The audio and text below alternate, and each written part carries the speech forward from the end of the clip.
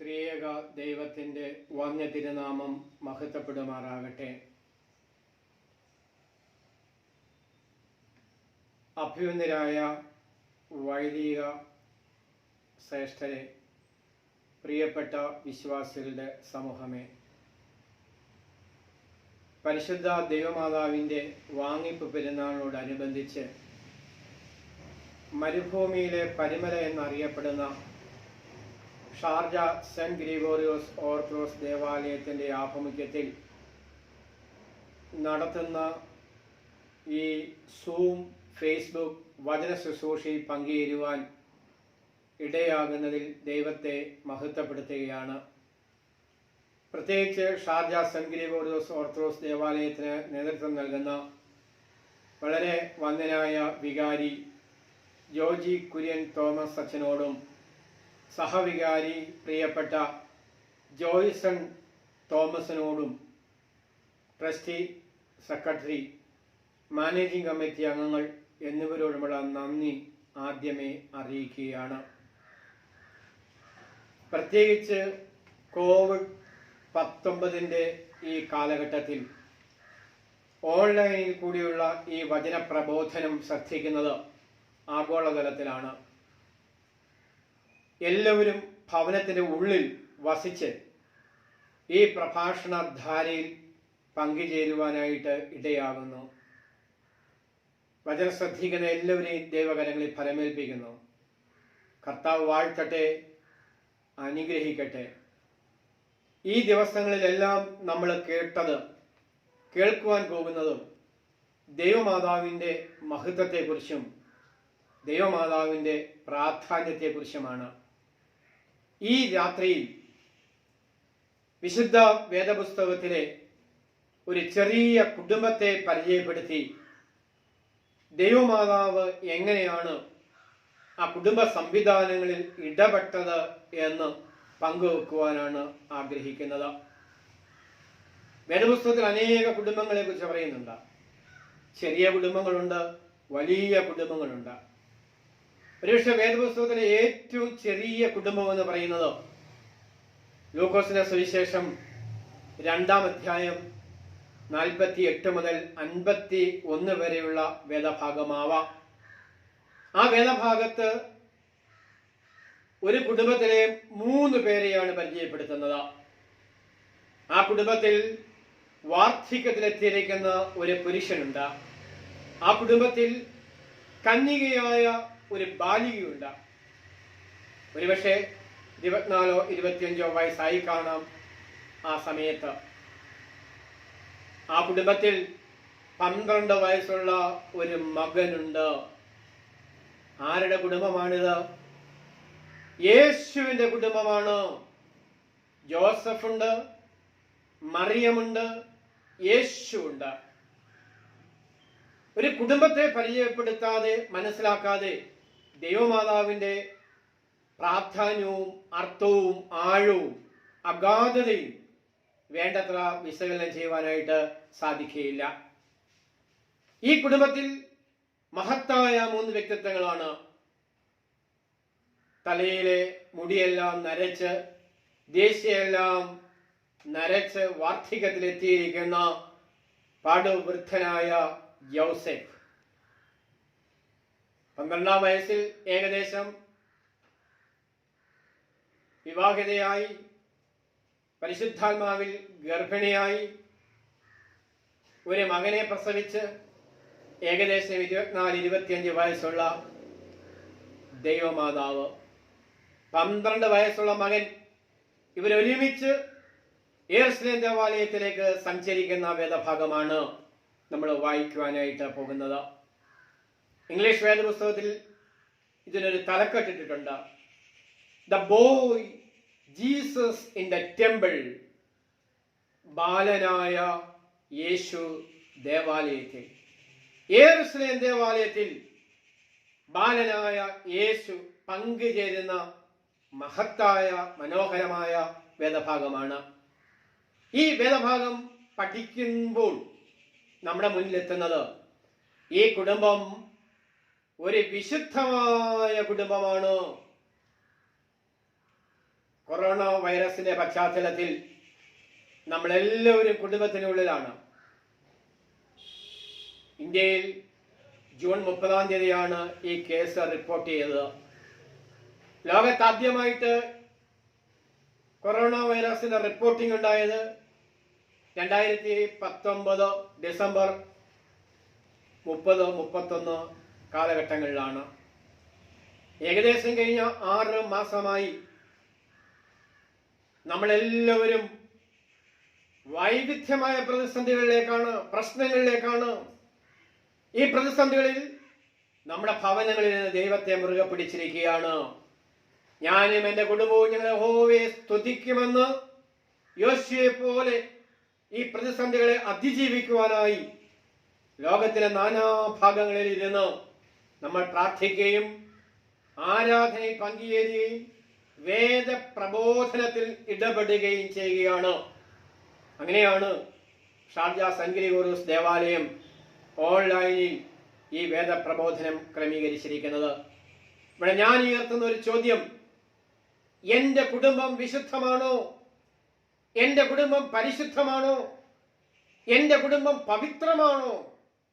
ആരാധനയുണ്ട്, പ്രാർത്ഥനയുണ്ട്, വേദബോധനങ്ങളുണ്ട്, വേദപഠനങ്ങളുണ്ട്.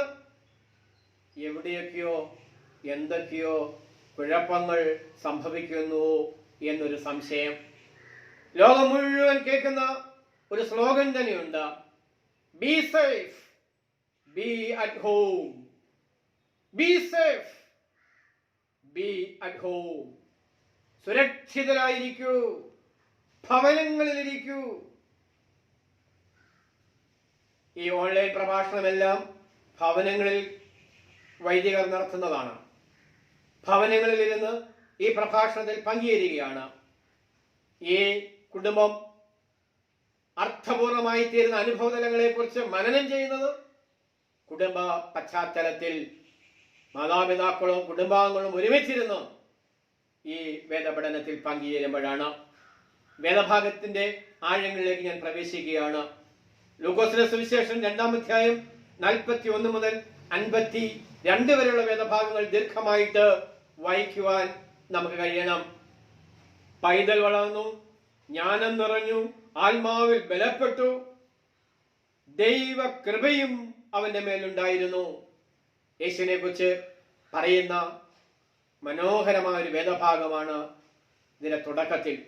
ഇതിന്റെ സമാപനത്തിൽ 52-ാം വാക്യം: യേശുവോ ജ്ഞാനത്തിലും വളർച്ചയിലും ദൈവത്തിന്റെയും മനുഷ്യരുടെയും കൃപയിൽ മുതിർന്നു വന്നു. മനോഹരമായ 2 വാക്യങ്ങള് ആദ്യവും അവസാനവും കോർത്ത് വെച്ചുകൊണ്ടാണ് ഈ കുടുംബത്തെ കുറിച്ച് വിശുദ്ധനായ ലൂക്കോസ് അവതരിപ്പിക്കുന്നത്. 4 മനോഹരമായ പ്രത്യേകതകളുണ്ട് മറിയത്തെ കുറിച്ച്. നമ്മുടെ വിശ്വാസത്തിലും പാരമ്പര്യത്തിലുമൊക്കെ അത് ഉൾച്ചേർന്നിട്ടുണ്ട്. ഏറ്റവും പ്രധാനപ്പെട്ടത് ദൈവമാതാവ് എന്നുള്ളതാണ്. ദൈവമാതാവ് എന്നുള്ള പഠനമാണ് പൗരസ്ത്യ സഭാ പാരമ്പര്യത്തിൽ അമ്മയെ കുറിച്ച് പറയുന്നത്. നിത്യകന്യക എന്ന് പഠിപ്പിക്കുന്നുണ്ട്, പരിശുദ്ധ എന്ന് പഠിപ്പിക്കുന്നുണ്ട്.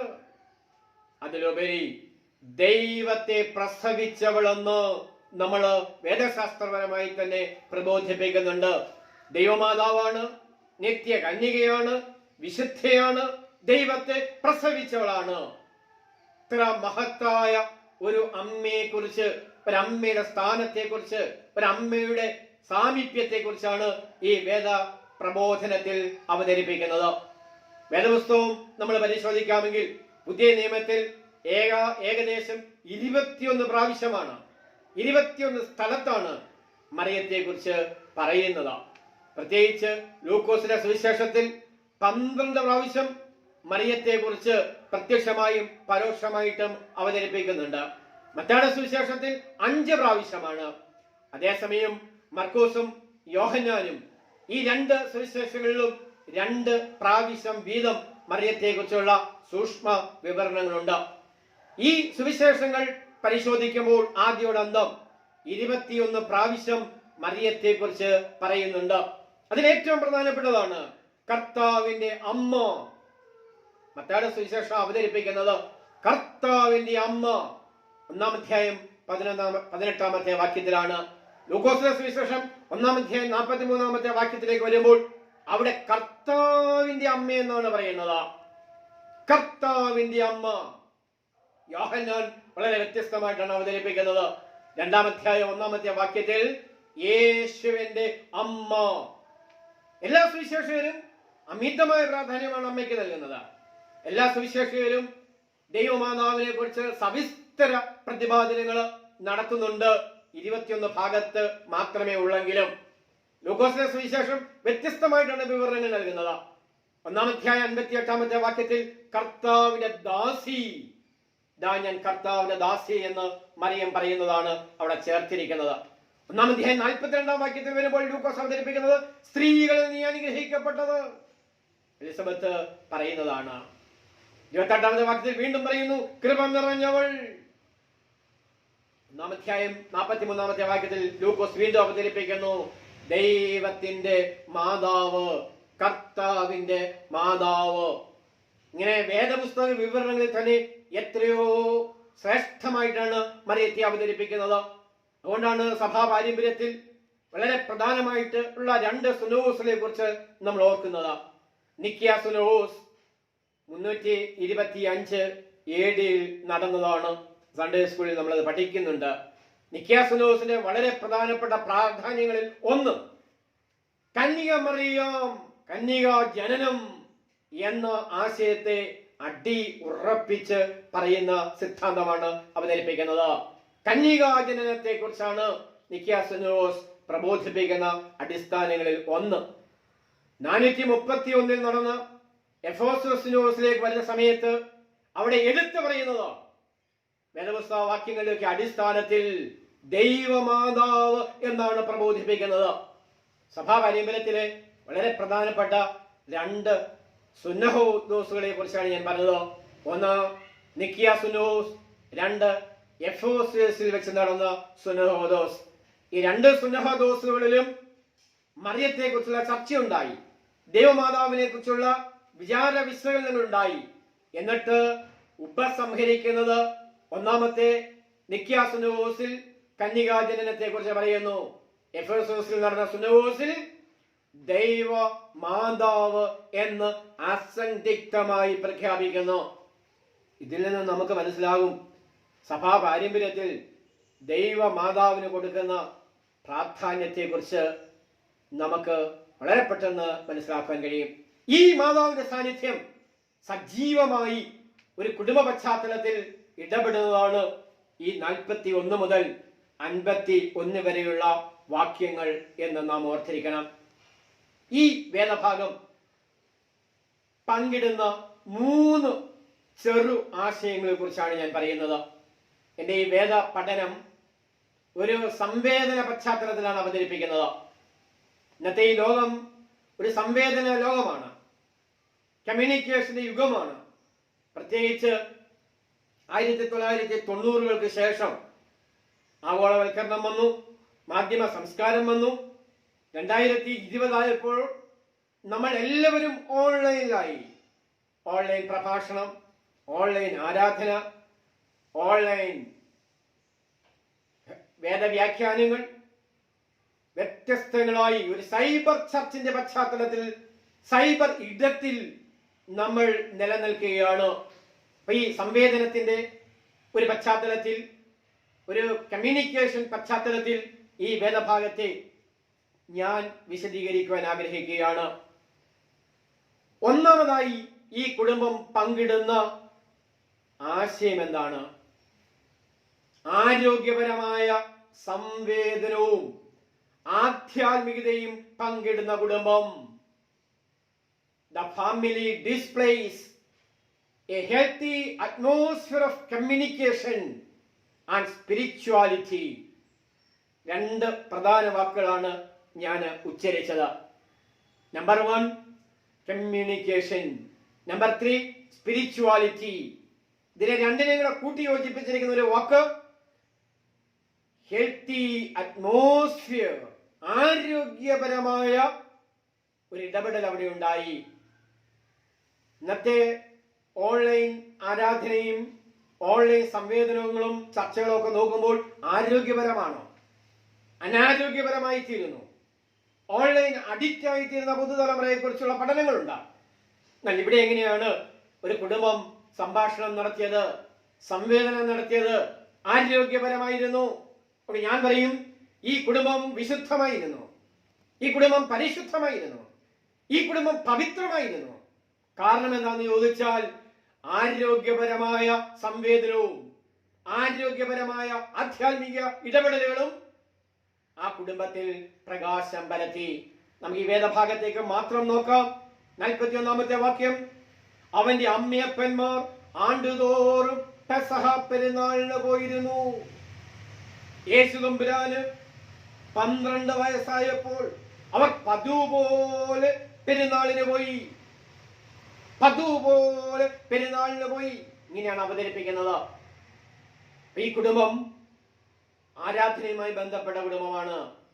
ഈ കുടുംബം ദേവാലയവുമായി ബന്ധപ്പെട്ട കുടുംബമാണ്. ഈ കുടുംബം ഒരു തീർത്ഥാടന സമൂഹമാണ്. യെരുശലേം ദേവാലയത്തിലേക്കാണ് സഞ്ചരിക്കുന്നത്. ഒരു യഹൂദൻ വളരെ പ്രധാനപ്പെട്ട പെരുന്നാളുകളിൽ പങ്കുചേരും. പെസഹ പെരുന്നാൾ, പെന്തക്കോസ്ത് പെരുന്നാൾ, കൂടാര പെരുന്നാൾ. ഇന്ന് കൂടാര പെരുന്നാൾ നമ്മൾ ആഘോഷിച്ചിട്ടിരിക്കുകയാണ്. എല്ലാ യഹൂദനും യെരുശലേം ദേവാലയത്തിലേക്ക് പോകുന്നതാണ് പെസഹ പെരുന്നാൾ. ആണ്ടുതോറും പെസഹ പെരുന്നാളിന് പോയി.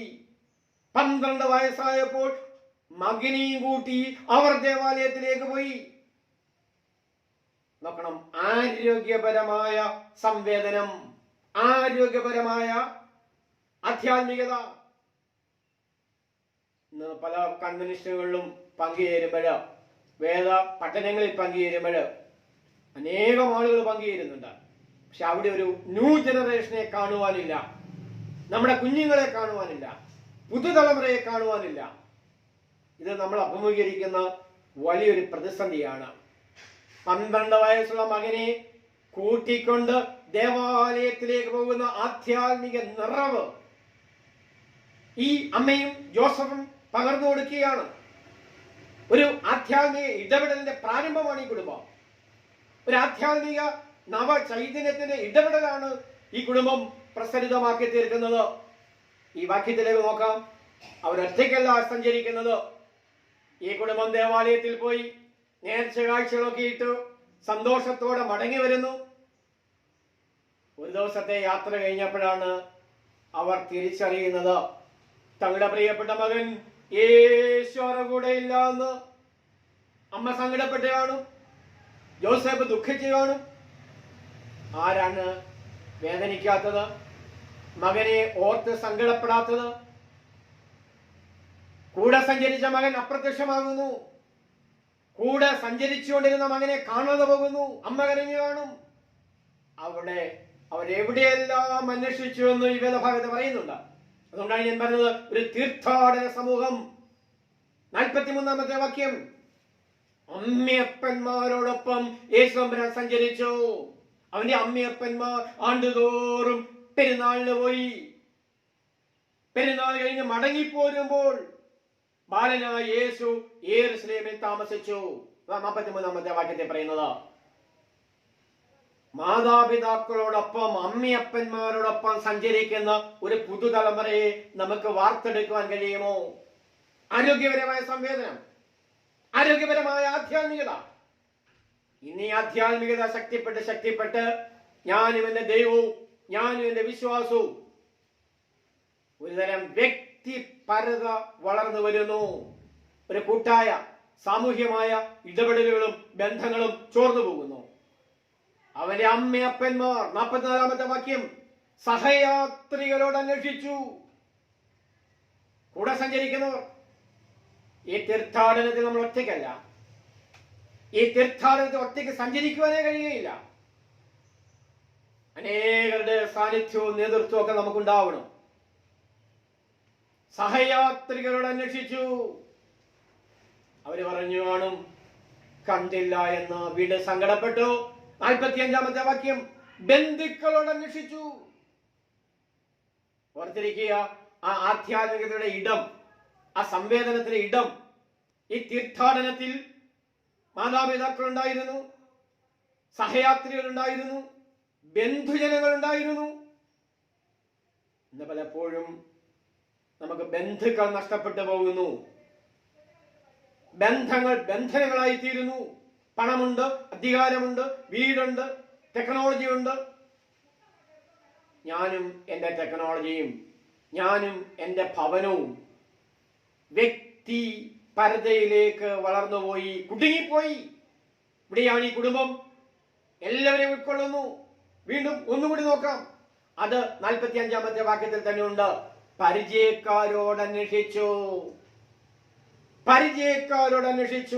ഇതാണ് ഈ യാത്രയുടെ പ്രത്യേകത, ഈ ആധ്യാത്മികതയുടെ പ്രത്യേകത.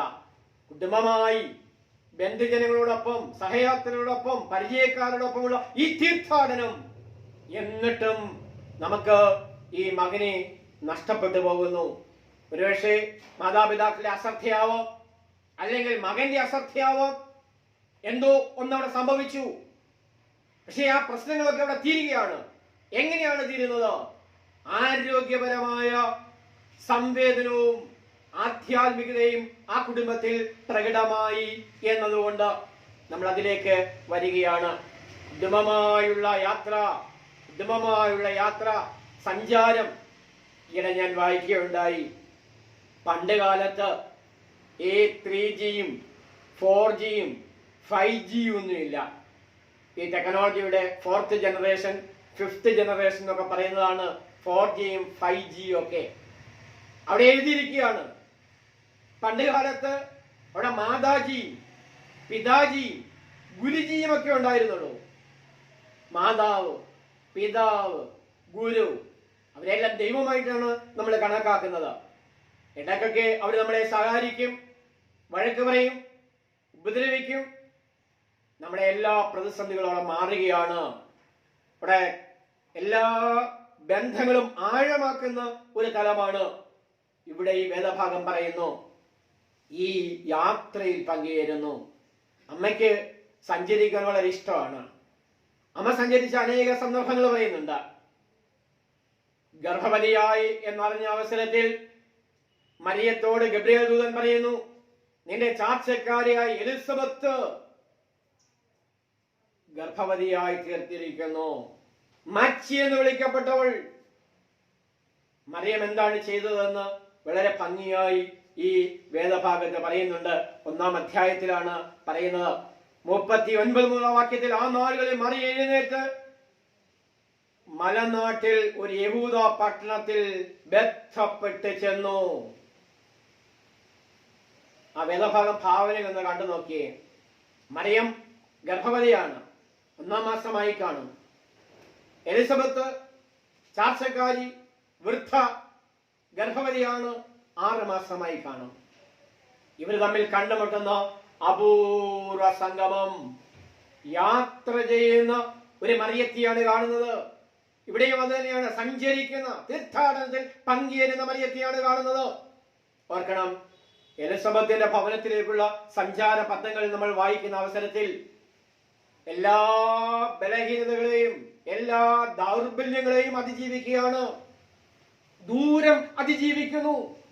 വളരെ പ്രധാനപ്പെട്ടതാണ്, ദൂരം അതിജീവിക്കുന്നു. മലനാട്ടിലേക്കാണ് പോകുന്നത്. അതേ ശീഘ്രം സഞ്ചരിക്കുകയാണ്, ദൂരം അതിജീവിക്കുന്നു. 39-ാമത്തെ വാക്യം. നമുക്ക് കാറുണ്ട്, വലിയ വാഹനങ്ങളുണ്ട്, ഒന്നിലധികം വാഹനങ്ങളുണ്ട്.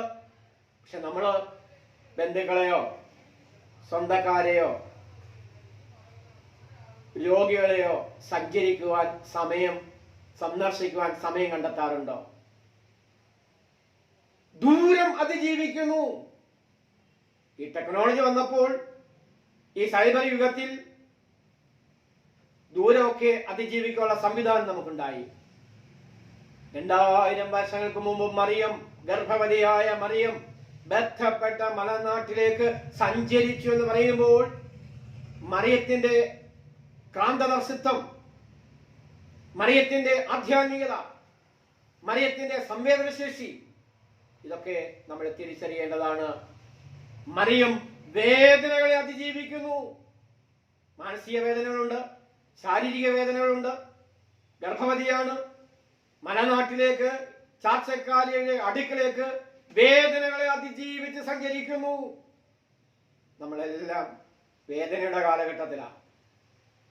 മാനസിക വേദന, ശാരീരിക വേദന, സാമ്പത്തിക പ്രതിസന്ധിയിലുള്ള വേദന, പ്രത്യേകിച്ച് ഈ COVID-19 പാൻഡമിക് അവതരിപ്പിക്കുന്ന അസ്വസ്ഥമാക്കുന്ന വേദനകൾ ഒന്ന് എഴുതി വെച്ച് നോക്കിയേ. എത്രയോ തരം വേദനകളാണ്. പക്ഷെ ഇവിടെ മറിയത്തെ കുറിച്ച് ധ്യാനിക്കുമ്പോൾ മറിയം ഈ വേദനകളെ അതിജീവിച്ചു, സഞ്ചരിച്ചു, എലിസബത്തിന്റെ അടുക്കൽ എത്തിച്ചേരുന്നു. വേദനകളെ അതിജീവിക്കുന്ന മറിയം ശാരീരികതയെ അതിജീവിച്ചു. മൂന്നാമത് ആ സഞ്ചാര പദമാണ് അവതരിപ്പിച്ചത്. ശാരീരികതയെ അതിജീവിച്ചു. ഇന്നത്തെ കാലത്ത് നമ്മുടെ പ്രിയപ്പെട്ട കുഞ്ഞുങ്ങൾ ഗർഭവതികളായി കഴിഞ്ഞാൽ പിന്നെ ബെഡ് റെസ്റ്റ് ആണ് നമ്മൾ കൊടുക്കുന്നത്. പുറത്തിറങ്ങുന്നത് നമ്മൾ അനുവദിക്കുന്നില്ല. ചില മെഡിക്കൽ വിദഗ്ധര് അത് ഒട്ടുമേ അനുവദിക്കാറുമില്ല ചില സന്ദർഭങ്ങളില്ല. 2000 വർഷങ്ങൾക്ക് മുമ്പ് മറിയം അതെല്ലാം മറന്ന് ദൈവത്തിൽ ശരണപ്പെട്ട് ദൈവത്തിൽ ആശ്രയിച്ച് ഭക്തിപൂർവം ആദരപൂർവം തന്റെ എല്ലാ ശാരീരിക ക്ലേശങ്ങളെയും അതിജീവിച്ചുകൊണ്ട് പ്രിയ ചാർച്ചക്കാരുടെ ഭവനത്തിൽ പോയി.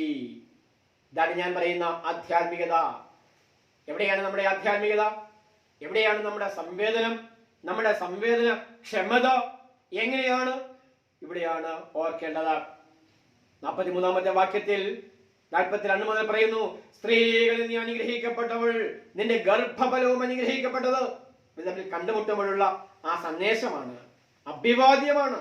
സ്ത്രീകളിൽ നീ അനുഗ്രഹിക്കപ്പെട്ടവൾ. ദൈവമേ എന്നെ അനുഗ്രഹിക്കണമേ. ഈ 2020 കാലഘട്ടം കഴിയുവാൻ, എല്ലാ വൈതരണികളിൽ നിന്നും പ്രതിസന്ധികളിൽ നിന്നും അതിജീവിക്കുവാൻ ഭൂലോകത്തുള്ള എല്ലാവരെയും അനുഗ്രഹിക്കണമേ എന്ന് നമ്മൾ പ്രാർത്ഥിക്കുകയാണ്. ഈ 2 അപൂർവ സംഗമങ്ങളിൽ എലിസബത്ത് വിളിച്ചു പറയുകയാണ്, സ്ത്രീകളിൽ നീ അനുഗ്രഹിക്കപ്പെട്ടവൾ, നിന്റെ ഗർഭഫലവും അനുഗ്രഹിക്കപ്പെട്ടത്. ഉണ്ടാവാൻ പോകുന്ന കുഞ്ഞ് അനുഗ്രഹിക്കപ്പെട്ടതാവും. അതിലെ വലിയ വിവരണമാണ് ഈ 2-ാം അധ്യായം 48 മുതൽ 51 വരെ നമ്മൾ പഠിച്ചുകൊണ്ടിരിക്കുന്നത്. ഒരു പ്രവചനം പൂർത്തിയാക്കിയാണ്, നിന്റെ ഗർഭഫലവും അനുഗ്രഹിക്കപ്പെട്ടത്. ആ വിവരണങ്ങളിലേക്ക് ഞാൻ കടക്കുന്നില്ല. മറിയവും എലിസബത്തുമായുള്ള സന്ദർശന വേളയിൽ എല്ലാവിധമായ ദൂരത്തെയും അതിജീവിക്കുന്നു, വേദനകളെ അതിജീവിക്കുന്നു, ശാരീരികതയെ അതിജീവിക്കുന്നു. കാരണം എന്താണെന്ന് ചോദിച്ചാൽ മറിയം പങ്കിടുന്ന ഒരു ആധ്യാത്മികതയുണ്ട്. മറിയം പങ്കിടുന്ന ഒരു സംവേദന ശേഷിയുണ്ട്, സംവേദനത്തിന്റെ ചാലകത്വമുണ്ട്. നമ്മളിൽ പലർക്കും അത് നഷ്ടപ്പെട്ടു പോയി. നമ്മളിൽ പലരും ചെറുതായി പോയി. ഈയിടെ ഞാനൊരു വലിയ ഫ്ലാറ്റിന്റെ പരസ്യം കാണുവാനിടയായി. ഫ്ലാറ്റ് കച്ചവടങ്ങളൊന്നും ഇപ്പോൾ നടക്കുന്നില്ല. ആ ഫ്ലാറ്റിന്റെ പരസ്യവാചകത്തിൽ പി തുടങ്ങുന്ന 3 വാക്കുകളാണ് അവതരിപ്പിച്ചിരിക്കുന്നത്. പി ഫോർ പ്രോഗ്രസ്, അഭിവൃദ്ധിയുടെ ഫ്ലാറ്റ്. പി ഫോർ പ്രോസ്പിരിറ്റി, സമൃദ്ധിയുടെ ഫ്ലാറ്റ്, ഇടം. പി ഫോർ പീസ്, സമാധാനത്തിന്റെ ഇടം. നമ്മളൊക്കെ കുടുംബ ബന്ധങ്ങളിൽ പ്രത്യക്ഷമായോ പരോക്ഷമായിട്ടോ ആഗ്രഹിക്കുന്ന 3 പിയും ഇത് തന്നെയാണ്. പ്രോഗ്രസ്, അഭിവൃദ്ധി, പ്രോസ്പിരിറ്റി, സമൃദ്ധി. പീസ്, സമാധാനം. ഈ അഭിവൃദ്ധിയും സമൃദ്ധിയും സമാധാനവും നമ്മൾ വസിക്കുന്ന ഇടങ്ങളിൽ, കുടുംബങ്ങളിൽ ലഭ്യമായി തീരണമെങ്കിൽ ആധ്യാത്മികമായ നിറവും ചൈതന്യവും പ്രകാശം പരത്തുവാൻ കഴിഞ്ഞെങ്കിൽ മാത്രമേ സാധിക്കുകയുള്ളൂ. ഒരു ദൈവമാതാവിന്റെ ഈ വാങ്ങിപ്പ് പെരുന്നാളിൽ എന്നോട് തന്നെയുള്ള ഒരു ചോദ്യം ഇതാണ്: എന്റെ കുടുംബം ആധ്യാത്മിക നിറവിൽ വളരുന്നതാണോ? എന്റെ കുടുംബത്തിൽ ഈ സംവേദന ശൈലി ഫലപ്രദമായി തീരുന്നുണ്ടോ? ആരോഗ്യപരമായി തീരുന്നുണ്ടോ? ഈ വേദഭാഗത്തിന്റെ ആഴത്തിലേക്ക് വീണ്ടും ചിന്തിക്കുമ്പോൾ രണ്ടാമതായി പങ്കിടുവാൻ ആഗ്രഹിക്കുന്നത് ഈ കുടുംബം എങ്ങനെയാണ് ഈ സംവേദനശേഷി വളർത്തിയെടുത്തത്? രണ്ടാമത്തെ ഉത്തരത്തിൽ അത് മനസ്സിലാവും. വികാരങ്ങളും പരാതികളും പങ്കിടുന്ന കുടുംബം. The feelings and complaints are expressed. വികാരങ്ങളും പരാതികളും പങ്കിടുന്ന കുടുംബം. നമ്മുടെ കുടുംബം മനോഹരമാണ്. എവിടെയാണ് നമുക്ക് നമ്മുടെ വികാരങ്ങളും പരാതികളും പങ്കിടുവാൻ കഴിയുന്നത്? വേദഭാഗത്തേക്ക് തന്നെ നമുക്ക് വായിക്കാം. 48 വേദഭാഗം, ലൂക്കോസിന്റെ സുവിശേഷം 2-ാം അധ്യായം. ഈ അമ്മയും മകനും പരസ്പരം കണ്ടുമുട്ടുകയാണ്. യോസേപ്പുണ്ട്. അമ്മയും മകനും കണ്ടുമുട്ടുമ്പോൾ അമ്മ സംഭാഷണം ആരംഭിക്കുകയാണ്. എങ്ങനെയാണ് സംഭാഷണം ആരംഭിക്കേണ്ടത്? ആ സംഭാഷണത്തിന്റെ ശൈലി എന്താണ്? ഘടന എന്താണ്? അതിന്റെ ദർശനം എന്താണ്? വീക്ഷണം എന്താണ്? 48 വാക്യത്തിൽ പറയുന്നു, അമ്മ യേശുവിനോട്. എല്ലാവർക്കും ആ വേദഭാഗം ഒരുമിച്ച് വായിക്കാവുന്നതാണ്.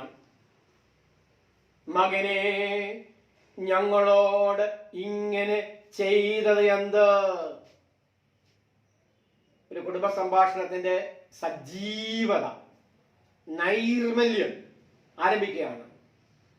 സങ്കടപ്പെട്ട് കരഞ്ഞു കലങ്ങിയ കണ്ണുകളുമായി അനേക സ്ഥലങ്ങൾ സന്ദർശിച്ച് യെരൂശലേം ദേവാലയത്തിൽ എത്തിയപ്പോൾ അവർ കണ്ട കാഴ്ച മനോഹരമാണ്. തങ്ങളുടെ പ്രിയപ്പെട്ട മകൻ യേശു യെരൂശലേം ദേവാലയത്തിൽ ഇരിക്കുന്നു.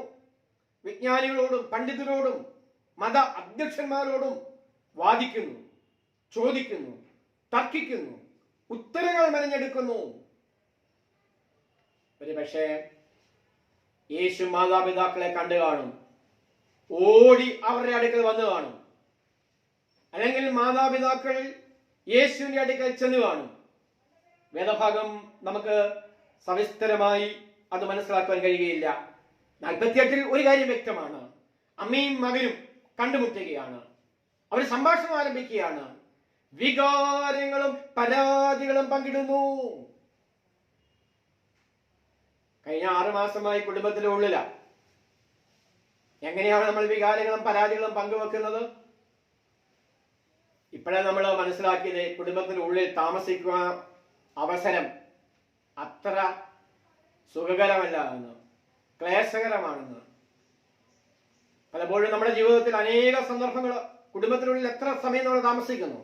നല്ല മനോഹരമായ വീടൊക്കെ ഉണ്ടാക്കിയിടുമെങ്കിലും ആയുസ്സിന്റെ ദൈർഘ്യത്തിൽ നമുക്ക് എത്ര വർഷം, ദിവസം, മാസം ആ കുടുംബത്തിനുള്ളിൽ താമസിക്കുവാൻ കഴിയുന്നു? വളരെ വിരളമാണ്. പ്രത്യേകിച്ച് പ്രവാസികളായി ലോകത്തിന്റെ വിവിധ ഭാഗങ്ങളിൽ താമസിക്കുമ്പോൾ കേരളത്തിൽ മനോഹരമായ ഭവനമൊക്കെ നമ്മൾ നിർമ്മിച്ചിട്ടുണ്ട്. അവധിക്ക് വരുമ്പോൾ നമ്മൾ താമസിക്കും. അതാകെ കൂട്ടുമ്പോൾ വളരെ കുറച്ച് ദിവസങ്ങൾ മാത്രമേ ഉള്ളൂ. പക്ഷേ ഇവിടെ ഓർത്തിരിക്കണം, അമ്മയുടെ സംഭാഷണം. അതുകൊണ്ടാണ് ഈ കൊറോണ കാലഘട്ടത്തിൽ കുടുംബങ്ങളിൽ സംഘർഷങ്ങൾ കൂടുന്നു, ഭാര്യാഭർത്താക്കന്മാരുടെ വഴക്ക് കൂടുന്നു, വിവാഹമോചന കേസുകൾ വർദ്ധിക്കുന്നു, ആത്മഹത്യകൾ ഉണ്ടാകുന്നു, ഹാർട്ട് അറ്റാക്കുകൾ ഉണ്ടാകുന്നു. ഇതെല്ലാം പറഞ്ഞ് ഞാൻ പേടിപ്പിക്കുവാൻ ആഗ്രഹിക്കുന്നില്ല. പത്രമാധ്യമങ്ങളിൽ കൂടി കാണുന്നതാണ്. വീടിന്റെ ഉള്ളിൽ സുഖകരമായി സുരക്ഷിതമായി താമസിക്കൂ എന്ന് സർക്കാർ പറയുമ്പോൾ അത്ര സുഖകരമല്ല. കാരണം എന്താണെന്ന് നമുക്ക് തന്നെ ആലോചിച്ചെടുക്കാവുന്നതാണ്. 48 വാക്യത്തിൽ അമ്മ പറയുകയാണ്, മകനെ.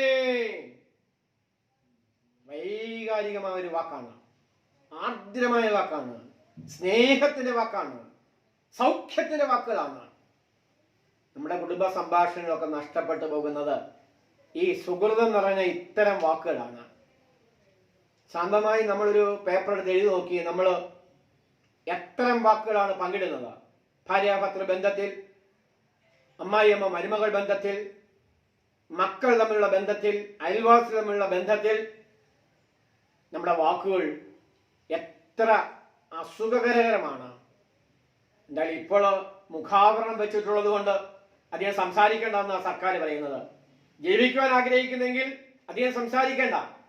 കീപ് സോഷ്യൽ ഡിസ്റ്റൻസിങ്, സാമൂഹിക അകലം, വ്യക്തികൾ തമ്മിലുള്ള അകലം പാലിക്കുന്നു എന്ന് സർക്കാർ പറയുന്നു. കൊറോണയെ നമുക്ക് പേടിയുമാണ്. അതൊരു ആശ്വാസമാണെന്ന് നമുക്കിപ്പം ധരിക്കാം. ഇവിടെ അമ്മ പറയുകയാണ്, മകനെ, ഞങ്ങളോട് ഇങ്ങനെ ചെയ്തത് എന്ത്? മകനെ. പണ്ഡിതന്മാർ പറയുന്നത്, എന്തെങ്കിലും ഒരു പ്രശ്നമുണ്ടെങ്കിൽ മാതാവും യേശുവും തമ്മിൽ എന്തെങ്കിലും വൈവിധ്യമുണ്ടെങ്കിൽ ആ ഒരൊറ്റ അഭിസംബോധനയിൽ എല്ലാ പ്രതിസന്ധികളും തകർന്ന് തരിപ്പണമാകുകയാണ്, മഞ്ഞ് പോലെ ഉരുകിത്തീരുകയാണ്. ഓർത്തിരിക്കണം, നിന്റെ അപ്പനും ഞാനും വ്യസനിച്ചുകൊണ്ട് നിന്നെ എവിടെയെല്ലാം തിരഞ്ഞു. ഒരു സംവേദന തിയറിയാണ് അത്. നമ്മൾ പലപ്പോഴും പറയുമ്പോൾ ഞാൻ എൻ്റേത് ഇതൊക്കെ പല പ്രാവശ്യം എടുത്തു പറയാറുണ്ട്.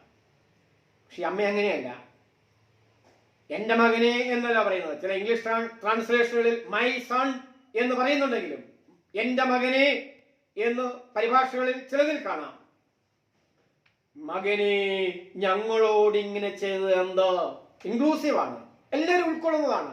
എന്നോട് ഇങ്ങനെ ചെയ്തത് എന്താന്നല്ല, ഞങ്ങളോട്. ദാറ്റ് മീൻസ് മാതാപിതാക്കളോട്, സഹയാത്രികരോട്, ബന്ധുജനങ്ങളോട്, പരിചയക്കാരോട് ഇങ്ങനെ ചെയ്തത് എന്തോ. അടുത്ത വരി അതിലും വേദനിപ്പിക്കുന്നതാ. നിന്റെ അപ്പനെ ഞാനും വ്യസനിച്ചുകൊണ്ട് എവിടെയെല്ലാം നിന്നെ തിരഞ്ഞു. ഇന്ന് മക്കളെ തിരയുന്ന ഒരു ലോകമാണ്. മക്കളെ ഓർത്ത് വ്യസനിക്കുന്ന ഒരു തലമുറയാണ്. മക്കളെ ഓർത്ത് ആകുലപ്പെടുന്ന ഒരു തലമുറ വളർന്നു വരുന്നു. ഇല്ലാഞ്ഞിട്ടല്ല, ടെക്നോളജി ഇല്ലാഞ്ഞിട്ടല്ല. പണ്ട് കാലത്ത് ഭക്ഷണത്തിന് വകയില്ല, ട്യൂഷൻ ഫീസിന് വകയില്ല, സ്കൂളിലും കോളേജിലും കൊടുക്കുവാൻ യാതൊരു വിധമായ വകയുമില്ല. ദൈവം നമ്മുടെ പ്രാർത്ഥന കേട്ടു, ദൈവം നമ്മളെ അനുഗ്രഹിച്ചു. പക്ഷെ മക്കളെ ഓർത്ത് സങ്കടപ്പെടുന്നു. ബിടെക്കും എംടെക്കും MBAയും PhDയും ഒക്കെ നേടിയവരാണ്. ജോലി ലഭ്യമാകാതെ വരുന്നു, പ്രതീക്ഷകൾ അസ്തമിക്കുന്നു. പ്രത്യേകിച്ച് ഈ 2020 ഈ കാലഘട്ടം ലോകം തന്നെ രണ്ടായിട്ട് മാറിയിരിക്കുകയാണ്. കൊറോണയ്ക്ക് മുമ്പുള്ളൊരു കാലഘട്ടം, കോവിഡിന് മുമ്പുള്ളൊരു കാലഘട്ടം, കോവിഡിന് ശേഷമുള്ളൊരു കാലഘട്ടം, പോസ്റ്റ് കോവിഡ് ഏജ്. 2021 എങ്ങനെയായിരിക്കും? അനേക പ്രതിസന്ധികൾ ഉണ്ടാകുന്നു, ചിന്തകൾ ഉണ്ടാകുന്നു. മക്കളെ ഓർത്ത് സങ്കടപ്പെടുന്നു. ഇവിടെയാണ് യേശുവിന്റെ ഉത്തരം. വീട്ടിലിരുന്ന് ഈ വേദഭാഗം ഒന്ന് ധ്യാനിക്കുന്നതാണ്. യേശു അവരോട് പറയുകയാണ്, എന്നെ തിരഞ്ഞത് എന്തിനാണ്? ഞാൻ എൻ്റെ പിതാവിനുള്ളതിൽ ഇരിക്കേണ്ടതെന്ന് നിങ്ങൾ അറിയുന്നില്ലയോ? There is a question, there is an answer. ഒരു ചോദ്യമുണ്ട്, ഒരു ഉത്തരമുണ്ട്. അമ്മ പറയുന്നു, യേശു കേൾക്കുന്നു. യേശു പറയുന്നു, അമ്മ കേൾക്കുന്നു. നമ്മുടെ കുടുംബ സംഭാഷണമൊക്കെ വിലയിരുത്തിയേ. 1 പറഞ്ഞു, 2 പറഞ്ഞു, 16 പറഞ്ഞു. പിന്നെ വലിയൊരു പറച്ചിലിന്റെ ഒരു കലഹത്തിന്റെ ഒരു അന്തരീക്ഷമാണ് ഭവനത്തിൽ സംജാതമാകുന്നത്. ഒരു വലിയ സിദ്ധാന്തം അവതരിപ്പിക്കുന്നത്. ഒരാൾ ഒരു സമയം പറയുമ്പോൾ മറ്റേയാൾ കേൾക്കണം. കേൾക്കുന്ന ആൾക്ക് പറയുവാൻ അവസരം ഉണ്ടാവണം. ഈ അമ്മ അവതരിപ്പിക്കുന്നതാണ്. ഹൃദ്യമായി ഇടപെട്ടു, ആർദ്രമായി ഇടപെട്ടു, വൈകാരികമായി ഇടപെട്ടു. നമ്മുടെ ദൈവമാതാവിന്റെ 15 നോമ്പും 8 നോമ്പും ഒരുപാട് പെരുന്നാളുകളൊക്കെ ആഘോഷിക്കും. പക്ഷെ മറിയത്തിന്റെ ആർജവം, മറിയത്തിന്റെ ആധ്യാത്മികത, അമ്മ വെളിപ്പെടുത്തിയ മൂല്യങ്ങൾ ജീവിതത്തിൽ ചോർന്നു പോകുന്നു എന്നതാണ് നമ്മുടെ പരാജയം. അതുകൊണ്ട് മകന്റെ ഉത്തരം വളരെ പ്രധാനപ്പെട്ടതാണ്. വികാരങ്ങളും പരാതികളും മകന് കേൾക്കുകയാണ്, അതേസമയം അത് മറുപടി നൽകുകയാണ്. വികാരങ്ങളും പരാതികളും ചർച്ച ചെയ്ത് പരിഹരിക്കുന്നു. 1 വേ അല്ല, 2 വേ. പറഞ്ഞു, കേട്ടു, ഉത്തരം പറയുകയാണ്. നമ്മുടെ കുടുംബ സംഭാഷണങ്ങളിൽ പറയുവാൻ എവിടെ അവസരം, കേൾക്കുവാൻ എവിടെ അവസരം ഉണ്ട്? മകനൊരു ആർഗ്യുമെന്റ് ഉണ്ട്, ഞാൻ എൻ്റെ പിതാവിന്റെ ഭവനത്തിലല്ലോ ഇരിക്കേണ്ടത്. ഇത് മനസ്സിലാക്കണമെങ്കിൽ 46 47 വാക്യങ്ങളിലേക്ക് വരണം. അവർ ദേവാലയത്തിൽ 3 നാൾ കഴിഞ്ഞ ശേഷം യേശു ദേവാലയത്തിൽ ഉപദേഷ്ടാക്കന്മാർ നടുവിലിരിക്കുന്നതും അവരുടെ ഉപദേശം കേൾക്കുകയും അവരോട് ചോദിക്കുകയും ചെയ്യുന്നതും കണ്ടു. വളരെ പ്രധാനപ്പെട്ടതാണ്. 12 വയസ്സുള്ള ബാലൻ എങ്ങനെയാണ് ഈ മത അധ്യക്ഷനുമായിട്ട് ചർച്ച ചെയ്യുന്നത്? ഒരു ബൗദ്ധിക ഇടപെടലാണത്. നമ്മുടെ വലിയ ഗവേഷണ ബിരുദധാരികൾക്ക് പോലും ഈ ബൗദ്ധിക ഇടപെടലിനുള്ള ആർജവം നഷ്ടപ്പെട്ടു പോകുന്നുണ്ട്. 12 വയസ്സുള്ള ബാലൻ ഇങ്ങനെ ഇടപെട്ടു. അപ്പൊ എന്നോട് തന്നെയുള്ളൊരു ചോദ്യം, യേശു എങ്ങനെയാണ് ചോദിക്കാൻ പഠിച്ചത്? യേശു എവിടെ നിന്ന് വാദിക്കാൻ പഠിച്ചത്? യേശു എവിടെ നിന്ന് തർക്കിക്കാൻ പഠിച്ചത്? ഞാൻ പറയും, അമ്മയിൽ നിന്നും പഠിച്ചു, കുടുംബ പശ്ചാത്തലത്തെ പഠിച്ചു. നമുക്കൊരു വിവരണവുമില്ല യേശുവിന്റെ ബാല്യകാല വിദ്യാഭ്യാസത്തെ കുറിച്ച്. യേശു ഏതു വിദ്യാലയത്തിൽ ഗുരുവിന്റെ കീഴിൽ പഠിച്ചു? യാതൊരു വിധമായ സാധ്യതകളും വേദവായനകളിലില്ല. എന്റെ ഒരു നിഗമനം, കുടുംബ പശ്ചാത്തലത്തിൽ, അമ്മയോടുള്ള സംഭാഷണത്തിൽ, ജോസഫിനുള്ള സംഭാഷണത്തിൽ, ഇടപെടലുകളിൽ, വാദമുഖങ്ങളിൽ യേശു വാദിക്കുവാനും തർക്കിക്കുവാനും പഠിച്ചു. ഇതിനൊരു വേദ അടിത്തറയുണ്ട്. ആവർത്തന പുസ്തകം 6-ാം അധ്യായം 6-7 വാക്യങ്ങൾ നമുക്ക് എല്ലാവർക്കും അറിയാവുന്നതാണ്. യേശു തമ്പുരാൻ ഈ വേദഭാഗങ്ങൾ പഠിച്ചതുകൊണ്ട് ഉദ്ധരിക്കുവാൻ കഴിയുന്നു. പ്രത്യേകിച്ച് ഈ പശ്ചാത്തലം നമ്മൾ നോക്കുക. ആവർത്തന പുസ്തകം 6-ാം അധ്യായം 6-ാമത്തെ വാക്യത്തിൽ യഹോവയെ ദൈവം അരുളിച്ചെയ്യുന്നു, ഇന്ന് ഞാൻ നിന്നോട് കൽപ്പിക്കുന്ന ഈ വചനങ്ങൾ നിന്റെ ഹൃദയത്തിലിരിക്കണം, നീ അവയെ നിന്റെ മക്കൾക്ക് ഉപദേശിച്ചു കൊടുക്കണം. നീ വീട്ടിലിരിക്കുമ്പോഴും വഴി നടക്കുമ്പോഴും കിടക്കുമ്പോഴും എഴുന്നേൽക്കുമ്പോഴും അവയെക്കുറിച്ച് സംസാരിക്കുകയും വേണം. എന്തിനെ കുറിച്ചാ? ന്യായപ്രമാണത്തെ കുറിച്ച്. എന്തിനെ കുറിച്ചാ? ദൈവവചനത്തെ കുറിച്ച് വളരെ ഹൃദ്യമായിട്ട് അവതരിപ്പിക്കുന്നത്. മക്കൾക്ക് ഉപദേശിച്ചു കൊടുക്കണം, മക്കളെ പഠിപ്പിക്കണം, തലമുറയെ പഠിപ്പിക്കണം, വരും തലമുറയെ പഠിപ്പിക്കണം. അതാണ് അവിടെ അവതരിപ്പിക്കുന്നത്. നീ ഇരിക്കുമ്പോഴും വഴി നടക്കുമ്പോഴും കിടക്കുമ്പോഴും എഴുന്നേൽക്കുമ്പോഴും അവയെക്കുറിച്ച് സംസാരിക്കണം. ജോസഫും മറിയവും അത് പ്രായോഗികമാക്കിയിട്ടുണ്ട്. അതിനെക്കുറിച്ചുള്ള പ്രതിവാദങ്ങൾ നടന്നിട്ടുണ്ട്.